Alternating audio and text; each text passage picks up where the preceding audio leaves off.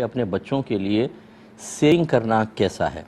دیکھیں بہت اچھا ہے اور موجودہ دور کے تقاضے کے خاص طور پر اعتبار سے ہے، شریعت کی اجازت سے ہے، نبی کریم صلی اللہ علیہ وسلم کی تعلیم کے عین مطابق ہے۔ حضرت سعد رضی اللہ تعالیٰ عنہ کہتے ہیں کہ نبی کریم صلی اللہ علیہ وسلم میرے پاس عیادت کے لیے تشریف لائے تو میں نے عرض کیا رسول اللہ میں یہ چاہتا ہوں کہ اپنا سارا مال اللہ کی راہ میں صدقہ کر دوں۔ سرکار نے فرمایا کہ نہیں۔ میں نے کہا آدھا کر دوں؟ فرمایا کہ یہ بھی زیادہ ہے۔ میں نے کہا یا رسول اللہ 1/3 کر دوں؟ فرمایا ہاں 1/3 یہ کافی ہے۔ پھر فرمایا کہ کوئی باپ اپنی اولاد کے لیے کچھ چھوڑ کر جائے، یہ اس سے کہیں زیادہ بہتر ہے کہ انہیں اس حال میں چھوڑے کہ وہ اپنی ضرورتوں کے لیے لوگوں کے سامنے ہاتھ پھیلا رہے ہوں، دست سوال دراز کر رہے ہوں۔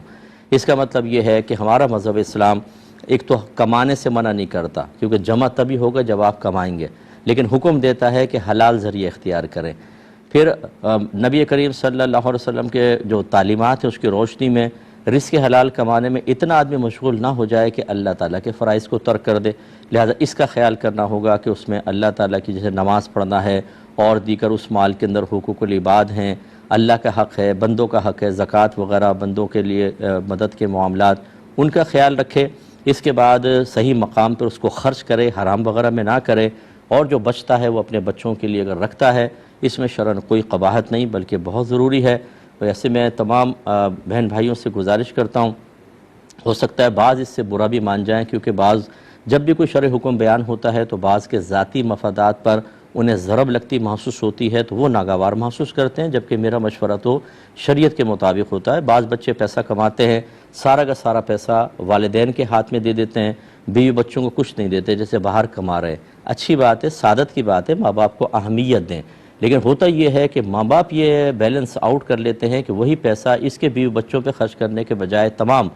وہ اپنے دوسرے بچوں کے اور دیگر معاملات میں خرچ کرتے رہتے ہیں، اور اس طرح کے سینکڑوں کیسز آئے کہ جب وہ بچہ اپنی جاب ختم کر کے واپس آیا تو اس کی فیملی کے پاس کچھ بھی نہیں تھا، اور ماں باپ نے بھی لال جھنڈی دکھا دی بھائی بہنوں نے کہ ہمارے پاس بھی تمہارے لیے کچھ نہیں ہے، اور اس کو پھر زیرو سے دوبارہ اپنی بیوی بچوں کو لے کر چلنا پڑا۔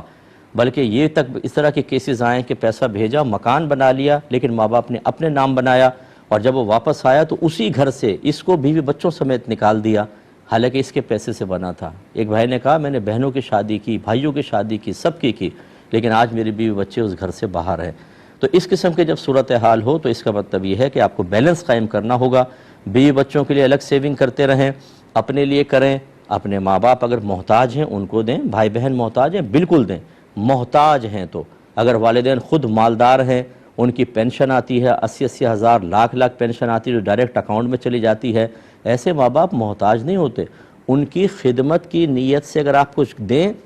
کی بات ہے، لیکن آپ اگر نہ دیں اس وجہ سے کہ وہ خود کفیل ہیں تو آپ پر واجب نہیں اور نہ آپ گناہگار ہوں گے۔ لیکن یہاں پر صورتحال یہ ہوتی ہے کہ ہم حق وفاداری ادا کرنے کے زوم میں کہ ہم ماں باپ سے یہ ثابت کرنے کے لیے کہ شادی کے بعد بھی بیوی مجھ پہ اثر انداز نہیں ہوئی، ماں باپ اور بھائی بہن ہی میرے دل میں ہیں، ان کی خدمتیں کرتے ہیں، پھر یاد کرتا ہوں بہت اچھی بات ہے، لیکن جن کی آپ خدمت کر رہے ہیں بعض اوقات ان کے پاس شریعت کا علم نہیں ہوتا، وہ تمام معاملات کو خاندانی رسم و رواج، اپنی سوچ اور فکر اور دنیا کے ذہین لوگوں کے اقوال سے وہ تمام اپنے جو معاملات ہیں ان کو مزین کرتے ہیں، ان کی روشنی میں چل رہے ہوتے ہیں۔ جب شریعت پہ نہیں چلتے تو بعض اوقات پھر یہ آخر میں معاملات ہوتے ہیں کہ کلیشز پیدا ہوتے ہیں اور وہ خلاف شرع عمل کرتے ہوئے ایک بچے کو محروم کر دیتے ہیں۔ اس پر توجہ رکھیں، بیلنس قائم کریں، یہ آپ کے حق میں بہتر ہے، نہ کریں تو ہمیں تو کوئی مسئلہ نہیں ہے، سمجھانا ہمارا کام تھا۔